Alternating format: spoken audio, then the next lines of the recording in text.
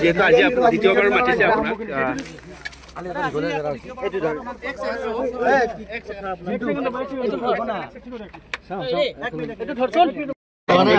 আপোনালোকে সোধা প্ৰতিটো প্ৰশ্ন ৰাইজৰ প্ৰতিটো প্ৰশ্নই আমাৰ প্ৰশাসনে আমাক সুধি আছে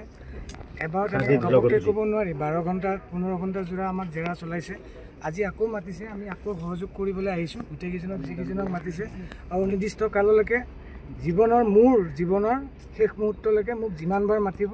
যেনেকৈ মাতিব যি কাৰ্যতে মাতিব মই তেওঁলোকক পূৰ্ণ সহযোগিতা জনাম বুলি প্ৰতিশ্ৰুতি দিছোঁ আৰু আপোনালোকৰ প্ৰতিটো উত্তৰ আপোনালোকে অকণমান সময় দিয়ক এতিয়া তদন্ত চলি আছে যিহেতু তদন্তৰ কিছুমান তাগিদা থাকে যে সব কথা মুকলিকৈ ক'লে তদন্তত হয়তো কোনোবা জেগাত তেওঁলোকৰ অসুবিধা হ'ব ক্ষিপ্ৰগতিত আগবাঢ়িছে ময়ো বিচাৰোঁ দাদাই প্ৰত্যেকটো কথা আপোনালোকে কোৱা প্ৰত্যেকটো কথা ন্যায় দাদা মোৰো দাদা যোনে জানে আপোনালোকে মোৰো দাদা হয় ইমান বছৰে দেখিছে দাদাই ন্যায় পোৱাটো মোৰ অন্তৰেদি মোৰ ঘৰৰ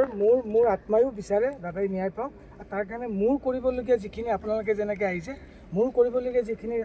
প্ৰশাসনক সহায় মই কৰিবলৈহে আহিছোঁ ক'বলৈ গ'লে মোৰ হাতত কোনো মোবাইল নাই মোৰ সকলো বস্তু চিজ কৰা হৈছে কাৰণে মই বাকী খবৰখিনি মই গম নাপাওঁ আপোনালোকৰ মুখে দিয়ে গম পাইছোঁ ইয়াত আপুনি গোটেই যিটো বিষয় তাত কাক দোষী বুলি ভাবে আপোনাৰ মতে মই সেইটো ক'ব নোৱাৰিম আপুনি প্ৰত্যক্ষদৰ্শী হিচাপে কি ভাবে গোটেই বিষয়টো আপুনি আছিলে আছিলে ন আপোনালোকে গোটেই ভিডিঅ'খিনি দেখা পাইছে আপোনালোকেও বিচাৰ কৰক নিজে আৰু প্ৰশাসনে তদন্ত কৰি আছে তেওঁলোকে বিচাৰ কৰি আপোনালোকক এটা ভাল এটা আপোনালোকক উচিত তদন্ত কৰি এটা খবৰ দিবই নিশ্চয় মোক প্লিজ দাদাই ন্যায়ৰ বাবে বৌয়ে খালি এফআইআৰ দিছে আপুনি ভাল পাইছেনে অশেষ ভাল পাইছোঁ বৌয়ে দিছে